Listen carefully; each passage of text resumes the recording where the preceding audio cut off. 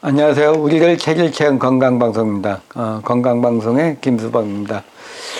요즘 그 관심을 끄는 특이하게 많이 알려진 것 중에 하나가 이제 장음 항진증이라는 그런 증세가 있습니다. 장음 항진증. 아마 그 여러분들 중에는 이제 들어본 분도 있을 테고 이것이 이제 처음 들어보는 그런 경우도 있을 겁니다. 장음 항진증이라는 것은 이제 장 속의 액체와 그 공기, 가스가 이제 장을 통과하면서 비정상적으로 소리나는 증세를 말하고 있습니다. 우리 한방에서 이제 장명증이라고도 하는데요. 이게 장에서 소리가 난다는 그런 개념입니다. 그렇다면 이제 장음 항진증은 원인은 무엇인가요? 그것은 이제 우리가 이제 그 찬 음식이라든가 기름진 음식, 수분이 많은 음식, 그리고 이제 과민성 대장 증후군이 있다든가 장내에 염증이 많다든가 그러니까 크론병 그리고 갑상선 기능 저하증이 있는 경우에 이제 많이 발생한다고 할 수가 있습니다.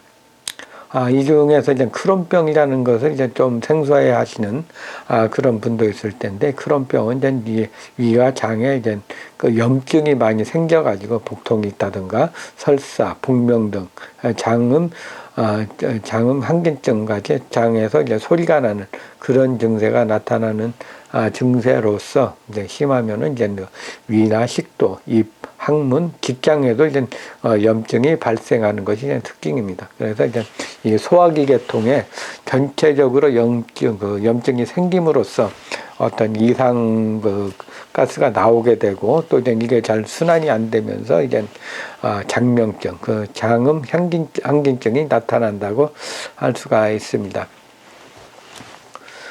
그렇다면 장음 항진증은 어떤 증세일까요?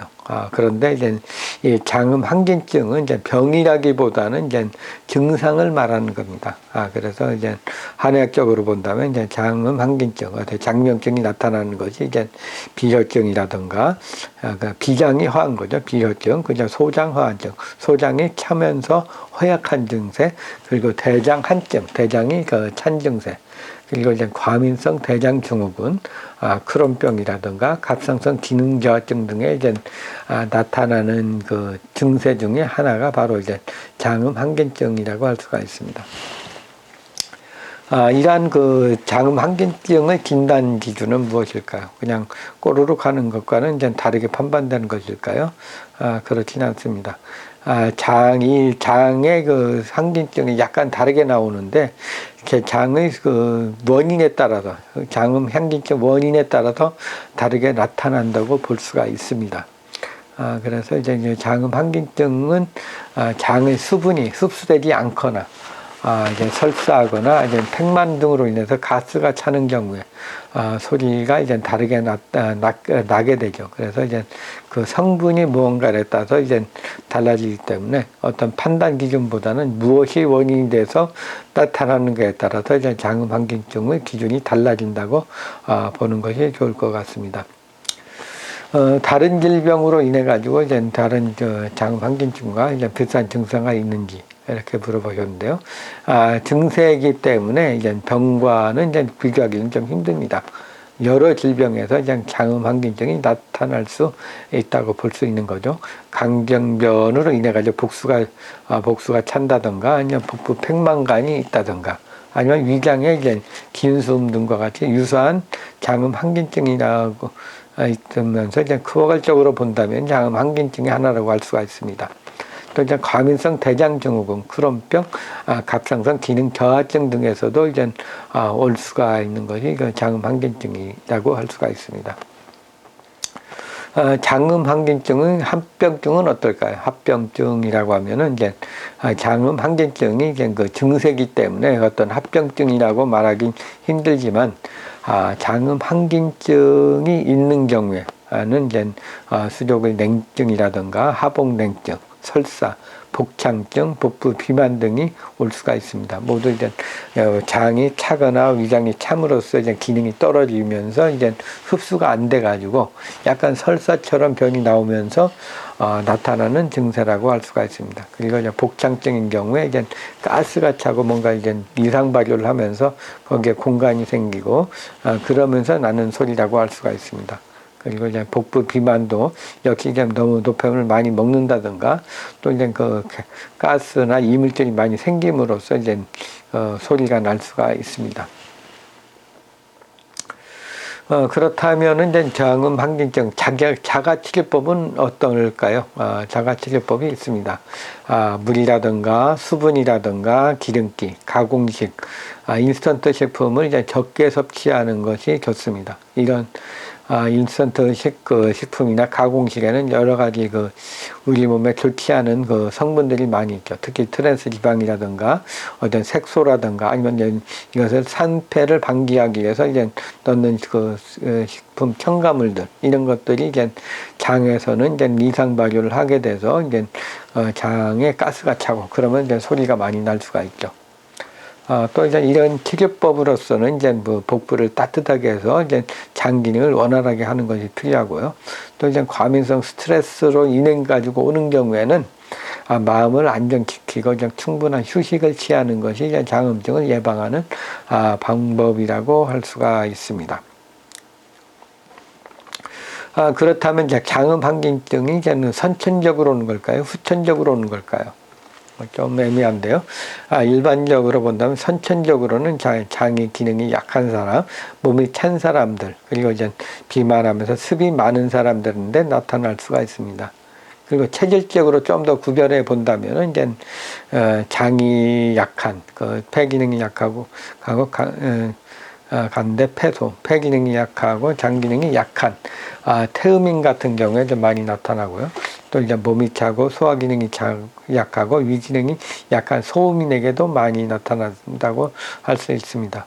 또 이제 후천적으로 이제 물을 많이 먹거나 수분을 섭취하는 경우, 그리고 기름진 음식이라든가 가공식, 인스턴트 식품을 과다로 복용한다든가 스트레스 등으로 인해 가지고 후천적으로도 이런 장음 항진증이 올 수가 있다고 볼 수 있습니다. 그래서 이제 이 장음 항진증은 선천적인 증세, 그리고 후천적인 증세가 있고, 여기에 이제 선천적으로 이제 장 기능이 약한데 또 이제 후천적으로 잘못된 식생활을 한다면 더욱 악화되는 그런 된다고 볼 수가 있겠습니다.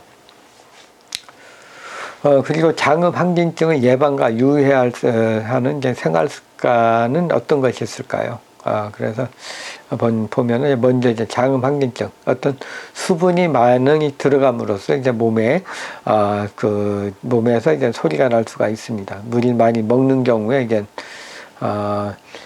많이 발생하는데요. 요즘 사람들이 이제 물은 아무리 많이 먹어도 더 건강에 좋다. 물을 더 많이 먹어야 된다. 몇 리터씩 먹는다고 이렇게 얘기를 하는데요. 그러나 물도 이제 들어가면 이제 수독으로, 물독으로 볼 수가 있습니다. 그래서 이제 물도 역시 적당량을 먹는 것이 필요하다고 할 수가 있습니다. 또 이제 이런 물을 적게 먹기 위해서는 다름 아니고 이제 물을 이제 짜거나 맵거나 그리고 기름지거나 칼로리가 높은 음식을 적게 먹어야지 물이 들땡기게 됩니다. 그래서 야채나 생선이나 과일 등과 같은 걸 먹게 되면 이제 칼로리에 비해서 이제 장음증은 나타나지 않습니다. 또 이제 본다면 배를 따뜻하게 하는 것이 좋습니다. 장음증의 원인 중에 이제 냉증으로 인해 가지고 오는 경우가 많이 있기 때문에 그렇습니다. 그리고 이제 과민성 대장의 경우에는 이제 상대 과로나 스트레스나 긴장 등이 오랫동안 지속이 되면 이제 이런 장음 항진 장 기능이 마비가 되고 순환이 안 되면서 이제 올 수가 있습니다. 그래서 이제 마음을 안정시켜야 하고요.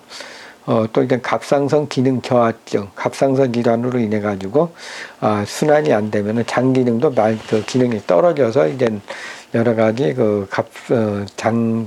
장음 항진증이 나타날 수가 있습니다. 그래서 항상 과민성 대장인 경우에는 이제 마음을 안정시켜주는 것이 필요하고요. 갑상선 기능 항진증은 이제 열이 많이 올라가서 그런 거죠. 열이 많이 올라가다 보면 위에는 열이 많고 아래는 기능이 떨어지게 되는 그런 영향가 있습니다. 그래서 이제 그런 경우는 화와열을 내리고 역시 마음을 안정시켜 주어야 합니다.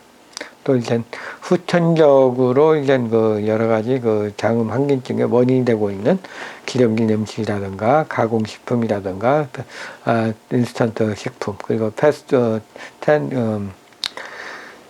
그리고 이제 그 트랜스 지방 같은 그런 성분들을 좀 피하는 것이 그 장음 항진증을 예방하는 방법이라고 할 수가 있습니다.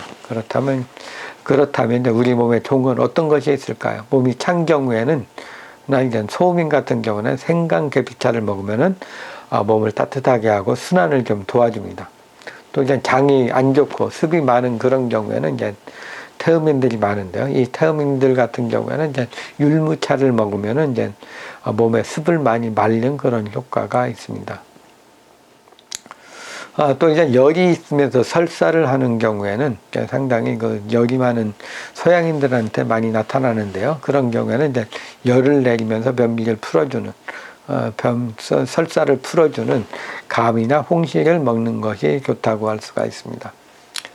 우리가 이제 오늘은 이제 건강 중에 이제 장음 항진증에 대해서 말씀드렸습니다. 요약해서 말한다면 장음 항진증은 물이나 수분을 많이 먹고 기름진 음식을 많이 먹는다든가 과로나 스트레스를 많이 받는 경우, 그런 경우에 좀 많이 나타나고요. 또한 이제 과민성 대장 증후군이라든가 크론병, 위아장에 염증이 많이 생기는 거죠. 크론병이 있다든가 갑상선 기능 저하증으로 이제 순환이 안 되는 경우에, 그런 경우에도 많이 나타날 수가 있습니다. 오늘은 그 장음 항진증에 대해서 말씀드렸습니다. 우리들 체질체험 건강방송의 김수범이었습니다. 감사합니다.